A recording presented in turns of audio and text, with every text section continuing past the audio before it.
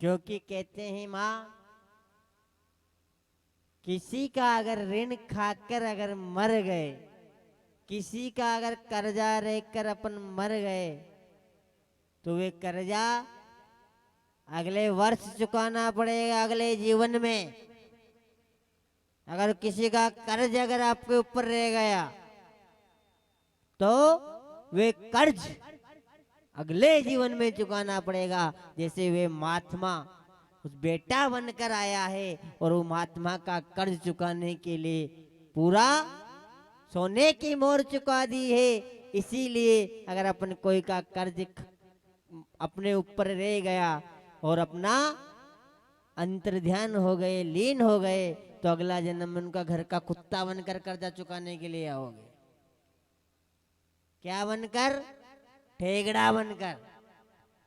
दिन भर भू भू करते रहना, रात भर भू भू करते रहना, लेकिन कर्जा चुकाने के लिए आएंगे। इसीलिए कहते हैं कि तेरी रहमत का उम्मीदवार आया हूँ, सर पे ढाके कपन सवार आया हूँ, नहीं आने दिया मेरे गुनाहों ने पैदल, हे मानव अड़ती चार कंधे साथ लाया हूँ।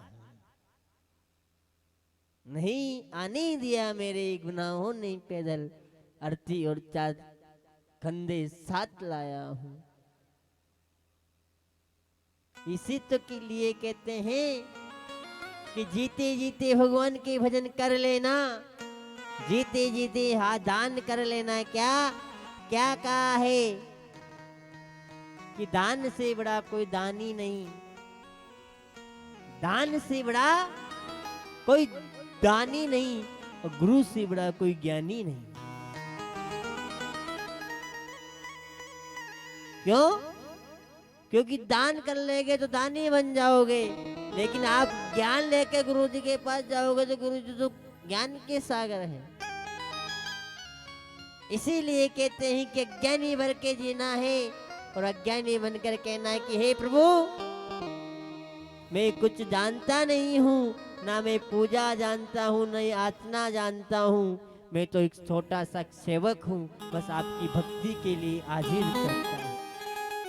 मैं आपकी भक्ति कर सकता हूँ और भक्ति में लीन हो जाना साहब, भक्ति में आनंद हो। और ऐसे भी नहीं आता ऐसे समझ में, तो छोटी सी कथा से मैं समझा देता हूँ। उनके बाद सुदामा चरित्र में चलेंगे धूमधाम के साथ।